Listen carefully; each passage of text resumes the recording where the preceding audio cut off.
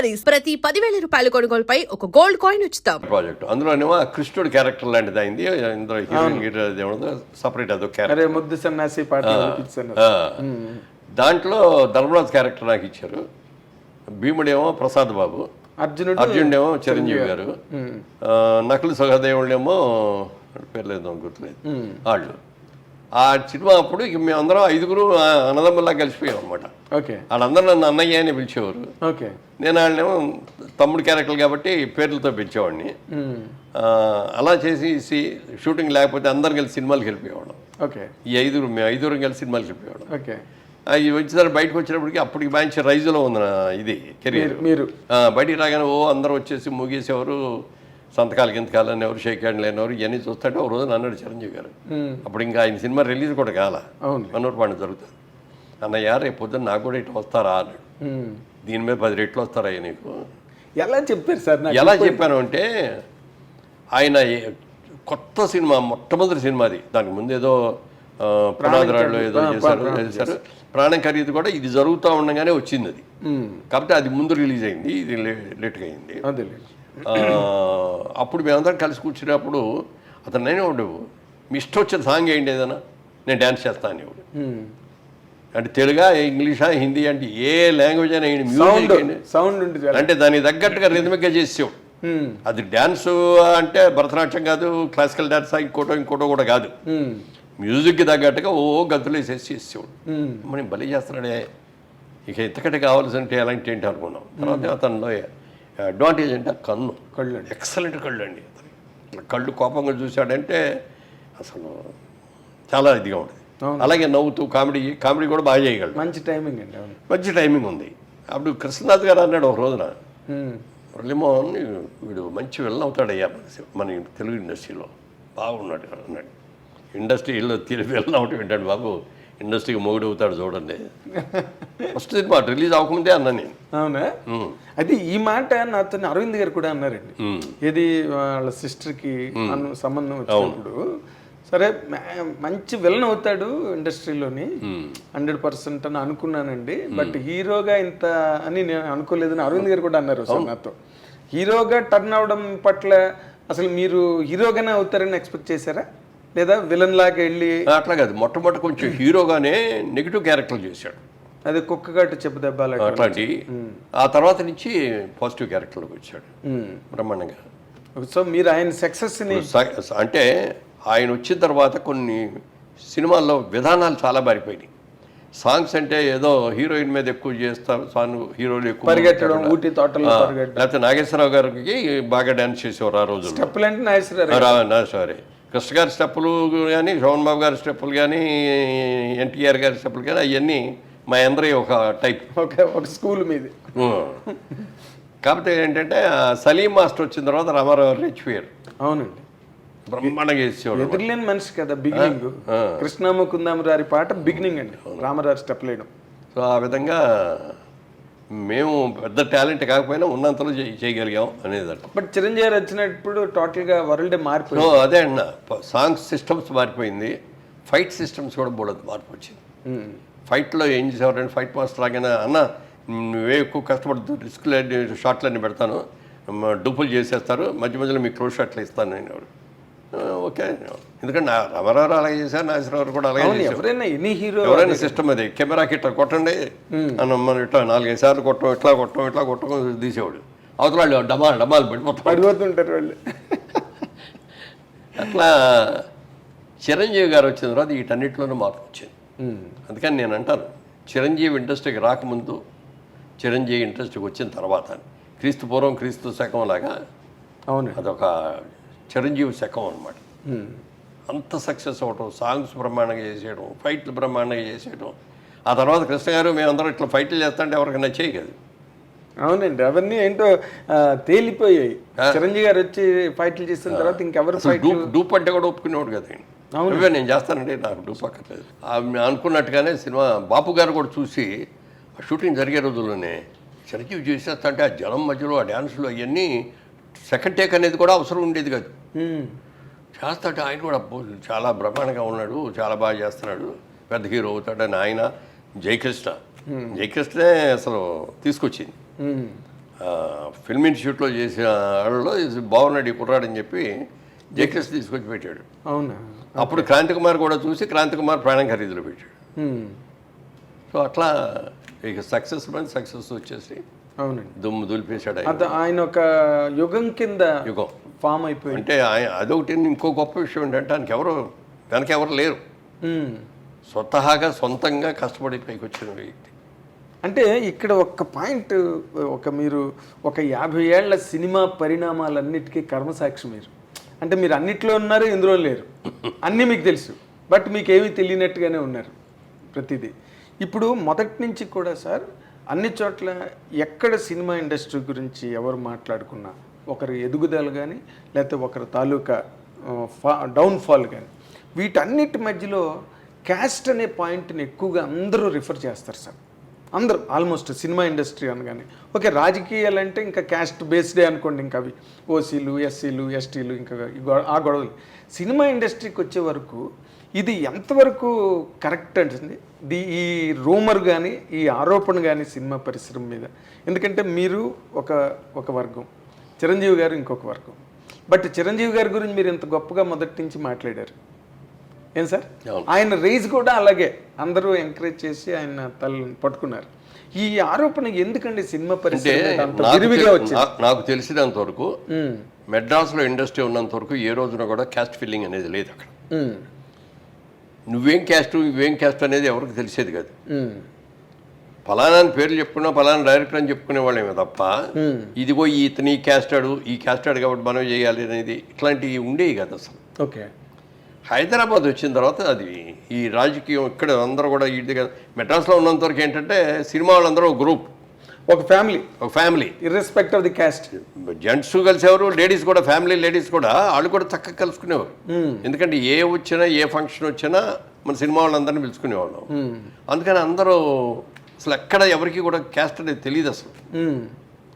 ఇక్కడికి వచ్చిన తర్వాత పొలిటికల్గా కూడా అప్పటికే క్యాస్ట్ స్టార్ట్ అయిపోయి, అంటే అప్పట్లో కూడా తెలుగు సినిమా ఇండస్ట్రీలో చౌదరీస్ దే డామినేషను, లేకపోతే ఇంకొక కులం వాళ్ళని రానివ్వకుండా అడ్డు పెట్టారు, కొంతమంది తాలూకు ఎదుగుదలను ఆపేశారు అని కొంతమంది జర్నలిస్టులు ఇటీవల రోజుల్లో యూట్యూబ్లో మాట్లాడుతున్నారండి. పెట్టారు గారండి. అసలు నిజంగా అదే మాట మీరు అన్నట్టు జరిగినట్టే ఇవాళ రోజున ఎవరో వచ్చేవారు కాదు.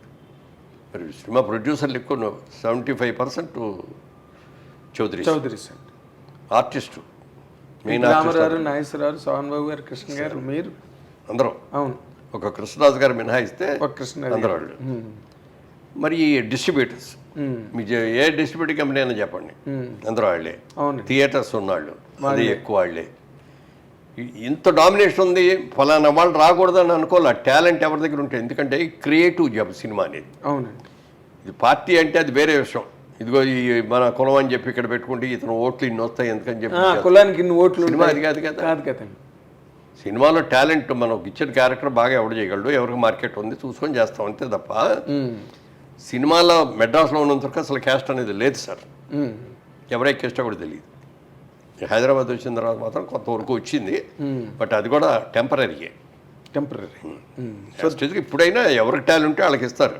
అదేనండి అసలు ఇప్పుడు విజయబాబు రెడ్డి గారు నేను అన్నాను అనుకున్నాం, మేము అందరం ఒక్క ఊరి నుంచి వచ్చాం, మేము ఇద్దరు రూమ్మేట్స్, అంత క్లోజ్. బాపిరెడ్డి గారు మీరు మరి అన్ని సినిమాలు చేశాను ఆయన దగ్గర. అప్పుడు 6-7 సినిమాలు చేశాను. చిరంజీవి వచ్చిన కానీ చిరంజీవి షిఫ్ట్ అయ్యాడు. అది ఎప్పుడు తప్పని నేను అనుకోలే. చిరంజీవి టాలెంట్, అద్భుతమైన టాలెంట్ ఉంది, మంచి మార్కెట్ ఉంది, అప్పటికే బాగా మార్కెట్లోకి వచ్చాడు. అవునండి, ఫైల్లోకి అని చెప్పి బాపిరెడ్డి బాగుంటుంది అతనితో చేయి అన్నా నేను కూడా. అట్లా అది ఈర్చిపడేవాడిని. అతను మన కులం కాదు అయితే బాపిరెడ్డి గారు ఇదేంటి, అది అతను కాపు మనం కమ్మ కదా ఇదేంటి అని అన్ని ఉండేవాడిని. నన్నే పెట్టుకోను, నేను నన్ను వదిలేసి అతను పెట్టుకుంటామంటే అనలేదు కదా. అవునండి. మనకు ఏంటంటే సినిమా ప్రొడ్యూసర్గా తెలుగాడు ఎవరైనా సరే సినిమా హిట్ అవ్వాలి, నటించగలగాలి కదండి, పెర్ఫామ్ చేయగలగాలి కదా. ఇప్పుడు ఎన్టీ రామారావు చౌదరి అయినంత మాత్రాన్ని ఆయన అందరూ ఆరాధించలేదు. అదే కదా. కృష్ణుడిగా రాముడిగా ఏ వేషం ఇస్తే ఆ వేషాన్ని ఆరాధించారు రామారావుని. నాగేశ్వరరావు, దేవదాసు అలాంటి విప్రనారాయణ మహా పాత్రలు చేశారు ఆయన, కాబట్టి నిలబడ్డారు. అవును. పోయిన వాళ్ళు ఎంతమందో తెలియదండి. అదే కదా. ఇప్పుడు ఎంతమంది ఇండస్ట్రీకి వచ్చి ఎంతమంది వెళ్ళిపోయారు. ఈ రకమైన విమర్శ ఎక్కువ ఎదుర్కొన్న పరిశ్రమ సెక్టార్ ఏదైనా ఉంటే సినిమా ఇండస్ట్రీ ఒకటే సార్. మీరు చెప్పినట్టుగా అలా అయితే మీరు చిరంజీవి గారు వద్దు నన్నే పెట్టుకోమని చెప్పారు. తర్వాత అశ్విని దత్ గారు, దేవర ప్రసాద్ గారు, వీళ్ళందరూ కూడా చిరంజీవి గారితో సినిమాలు చేశారు. ఎన్నో రోజులు అందరూ కూడా వాళ్ళే, అందరూ ఎక్కువ చేయడం, ఆయన సినిమాలతోనే వాళ్ళు కూడా ప్రయాణం చేయడం మనం కళ్ళెదురుగుండా జరిగిన చరిత్ర అది. అయితే ఇప్పుడు ఇంకొక పాయింట్ సార్, ఇప్పుడు మీరు మీ కెరీర్లో మీరు ముందుకెళ్తున్న దాంట్లో మీరు ఒక సినిమా రంగంలో 50 ఏళ్ళు, వ్యాపార రంగంలో 60 ఏళ్ళు, రాజకీయ రంగంలో 40 ఏళ్ళు, ఈ మధ్య ఫ్లాగ్షిప్ ప్రోగ్రామ్ లాగా నడిచాయి సార్ ఛానల్స్లో అన్నిట్లో. అంటే చాలా సుదీర్ఘమైన స్ట్రెచ్. మీరు ఆరోగ్యంగా ఉండడం భగవంతుడి అనుగ్రహం వల్ల మీకు చక్కటి ఆరోగ్యం ఇచ్చారు కాబట్టి, ఇందులో మీరు ఎక్కువగా ఎంజాయ్ చేసిన రంగం ఏదండి? సినిమా రంగమా, వ్యాపార రంగమా, రియల్ ఎస్టేటా, రాజకీయమా? అంటే మొదటి నుంచి కూడా నాకు బిజినెస్ అనేదే ఇంట్రెస్ట్ అని చెప్పాను కదా. అవునండి. అందుకని నేను అనుకున్నది సాధించాను, బిజినెస్లో స్టాండ్ అయ్యాను, నేను కొద్దిగా గొప్ప సంపాదించుకున్నాను అనేది వరకు నాకు ఇప్పటికి కూడా బిజినెస్ మీదే ఆలోచన. సినిమాల్లోకి వచ్చిన బిజినెస్ ఆలోచించాను, సినిమాని కూడా బిజినెస్గానే ఆలోచించాను, బిజినెస్గానే ఆలోచించాను. తర్వాత రాజకీయాల్లోకి వెళ్ళేటప్పుడు మాత్రం బిజినెస్ని ఇట్లని ఎక్కడ నీతిగా నిజాయితీ అక్కడ 100% నీతి నిజాయితీ చేసాం. ఇక అందుకని ఇంకెక్కడా కూడా బిజినెస్ అనేది ఆలోచించాల. సో బిజినెస్గా నేను అవ్వాలనుకున్నాను, అయ్యాను. ఆ సాటిస్ఫాక్షన్ వండర్ఫుల్ సాటిస్ఫాక్షన్. అది సినిమా యాక్టర్ అవ్వడం అనేది ఒక అదృష్టం. ఎవరు పడితే వాళ్ళు ఇప్పుడు నాకంటే ఎంతమంది అందమైన వాళ్ళు లేరు, ప్రమాణమైన పర్సనాలిటీ ఉన్నాడు. జూనియర్ ఆర్టిస్ట్లో కొంతమంది చూస్తుంటే ఏట్రా పాప ఇతను జూనియర్ ఆర్టిస్ట్ కూడా ఇంత టాలెంట్ ఉందని అనుకుంటాం. చాలా అవునండి, అవును.